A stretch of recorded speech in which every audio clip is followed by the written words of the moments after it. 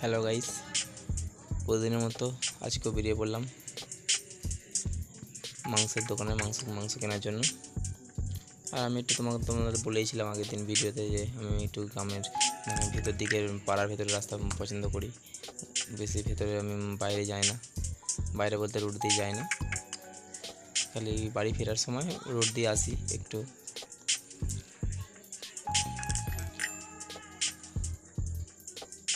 আজকে একটু তাড়াতাড়ি উঠে পড়েছি, কারণ হচ্ছে আজকে একটু গ্রিলের কাজে যাব,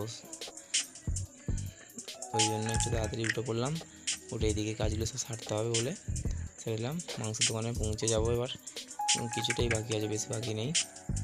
কারণ হচ্ছে আমি বাড়ি থেকে দূরত্ব বেশি দূরের নয় মাংসের দোকানের, আর ওই জন্য তাড়াতাড়ি পৌঁছে যাই। আর আগে ফোন করতাম, এখন ফোন করি না, কারণ হচ্ছে তাড়াতাড়ি যখন চলেই যাই তো ফোন করার কোনো দরকার নেই। না হলে ফোন করে বলে দিলে যেমন কতটা মাংস লাগবে ওরা রেডি করে রেখে দেয়, আমি গিয়ে খালি পয়সা দিয়ে নিয়ে চলে আসি। আর সকালে খুব ওয়েদারটা খুব সুন্দর ছিল, রোদ্দুর মনে হয় যেন শরৎকাল মানে দুর্গা পুজো এসে গেছে ধর।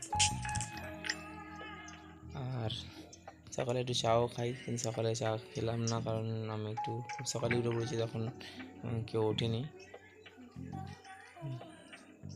আর ওই জন্যই একটু আজ দোকানেই খেয়ে নেবো চা। আবার বাড়ি এসে মা ঠিক চা করে, মায়ের হাতে চা খেলে একটু অতটা ভালো লাগে না। ওই জন্য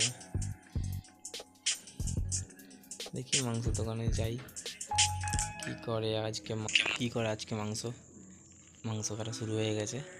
মাংস বেশ ভালোই দেয়, খারাপ দেয় না। আমি এত দোকান খুঁজেছি, কিন্তু এই ভাই খুব ভালো মাংস দেয় আমাকে। এবার মাংস নেওয়া হয়ে গেছে, বাড়ি ফিরে যাই।